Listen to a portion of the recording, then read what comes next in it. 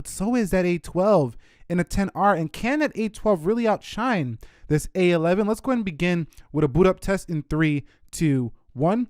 And see which one does get there first. Now, I gotta tell you right now, I've been super impressed with the iPhone XR, mostly because it's like this $1,000 phone packaged in a $750 price point. Yes, the screen, a lot of people talk about that, but most people are not really caring too much once they get a XR about that display. So the iPhone X with the win on the boot up with that A11. So far, it goes to the iPhone X. Okay, so let's quickly test out Face ID. So you can see there goes the iPhone X. We can also start swiping and then just look at it and it'll go in. Now, Apple does claim that it's a little faster due to the secure enclave on the newer iPhones. I haven't noticed it to be so much faster, just noticed it to be a little bit more reliable than last year's iPhone X. So let's go ahead and check this out. 3, 2, 1. You can see very fast. 3, 2, 1. And basically you're getting the same feature that you would get on the iPhone X. So I missed a little bit because I moved my head towards the microphone, but it's about the same when it comes to Face ID. I just think the XR hasn't missed as many times for me as the iPhone X did. Okay guys, so one thing I noticed about the lock screen camera is that 3D Touch is actually a little more snappy than that haptic feedback on the XR. So a lot of times I've been finding that with the XR, you just have to hold it a little bit longer to get that camera open, like so. You see, it's just a little bit longer for the XR than the iPhone X. So the iPhone X's 3D Touch is definitely quicker than that haptic feedback. You'll also see it when you're in Control Center as well. So if we come into Control Center, you just click it. It's very quick there for the iPhone X. Over here on the XR, it's just a little bit of a delay because it has to recognize that you're doing a long press. So the XR is slower with that haptic feedback than the 3D Touch on the iPhone X. Okay guys, so we have arrived at the application portion of the speed test. I'm gonna make sure everything is closed out on both devices. Now the iPhone X has a 120 Hz touch sample rate, so does the iPhone XR, so they're both about the same when it comes to how fast they respond to the touch. Let's go into calendar. You can see the XR look to be ahead there. Both are very smooth coming home. Calculator, you can see about the same there. What about clock? You can see same there again. Let's go into Snapchat.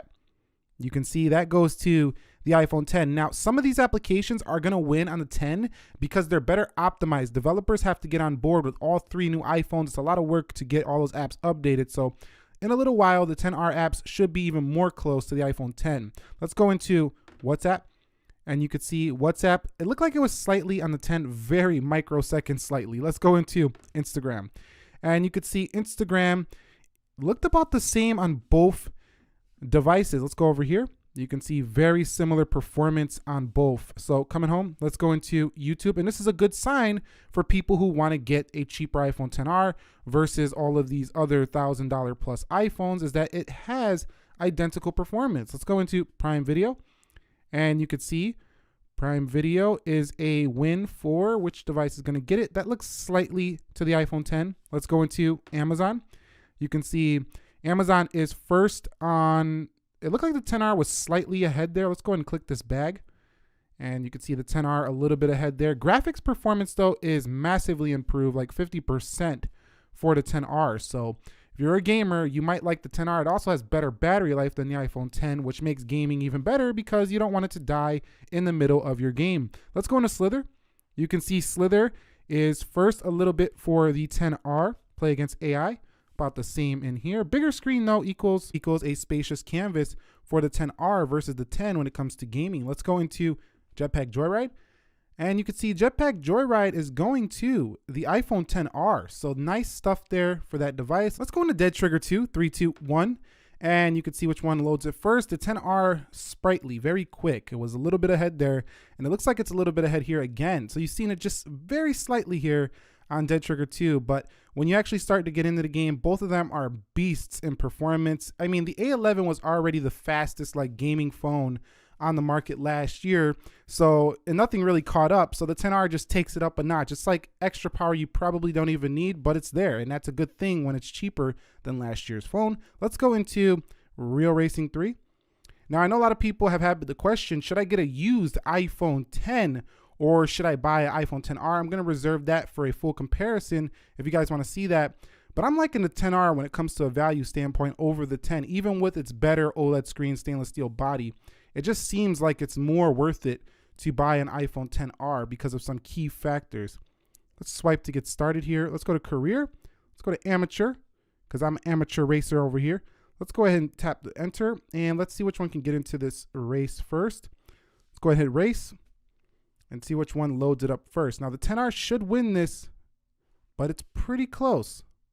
Again, graphics almost identical on both devices, but you do have improved ones for the 10R. But like I say, right now, most apps are not taking advantage of this just yet because the 10R just came out, but it does have the superior graphics. Let's go into speed test and you can see speed test about the same. Let's go into video shop. And again, very similar. Let's go into iMovie. And you can see iMovie look to be on the 10. Let's go into Geekbench. This is going to the 10 because Geekbench hasn't updated for these new iPhones just yet. Let's go into Safari. And you could see the iPhone 10 slightly ahead there. So you can see throughout this test, it's basically identical in real world everyday app opening times and running games and stuff. Optimization issues are still here for the 10R, whereas more apps are definitely more optimized for the 10 and 10S. So if you want a more complete experience, the 10 is still better at this current time. But the 10R is a beast for the price. Okay guys, so what I'm gonna do here is just run through multitasking to see if we get any app openings like reloads. Let's go into calendar, nothing. Calculator, nothing. Clock, nothing. Snapchat, nothing. What about WhatsApp? Nothing. Instagram coming home. YouTube coming home. Prime Video coming home. And Amazon, let's swipe out of there. eBay, let's swipe out of there. Slither, let's come out of there. Good RAM management so far. iOS 12, iPhone 10. Dead Trigger 2. You can see that a little bit of a pause there. And Real Racing, ready to go. And how about Speed Test, ready to go. Video Shop, ready to go. iMovie, with a slight reload there. What about Geekbench? Nothing, and Safari is ready. So only one reload, a little bit there on iMovie. What about the iPhone 10R with also having 3 GB of RAM? You could see calendar, calculator, clock, Snapchat, WhatsApp, Instagram with the reload here for the 10R, a little bit surprising considering it's an A12. And you could see Prime Video. Prime Video stutters a little bit. Actually, that wasn't a stutter, it was an advertisement. So we're gonna take that back. It wasn't a stutter for the 10R, it was an ad that popped up. Amazon, let's go into eBay, and let's go into Slither. Let's go into Jetpack Joyride. Dead Trigger 2, same thing as the 10. Real Racing. Speed Test. Let's go into Video Shop and let's see if iMovie. Yes, iMovie did the same thing on the 10R, and Geekbench and Safari. So RAM management about the same on both. It's kind of expected. They both have 3 GB of RAM.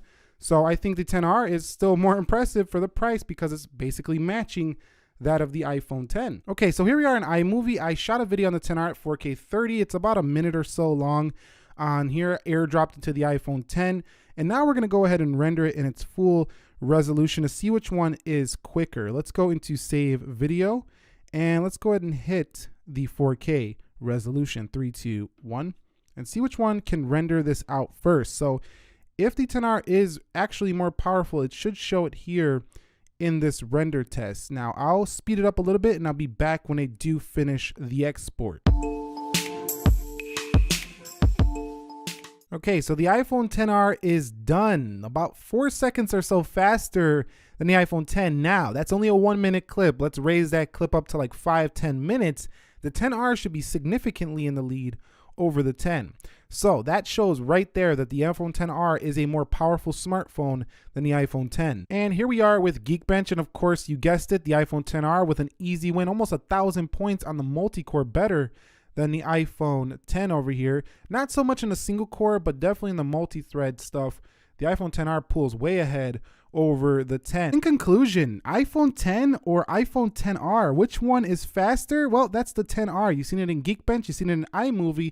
You also seen it in many, applications being about the same as the 10. So if you're looking for the more speedier, powerful phone, that's going to be the iPhone 10R, even though it's cheaper than most iPhone 10 ever was when it was on the market. Now, in the used market, you can get the 10 for the same price. But if you don't need that OLED screen, I do think the XR is the better option here. But that's just my take on it. You might differ. Let me know your thoughts down below in the comment section of this video. If you enjoyed the speed test, click that like button for me. If you have any other video suggestions, recommendations, leave them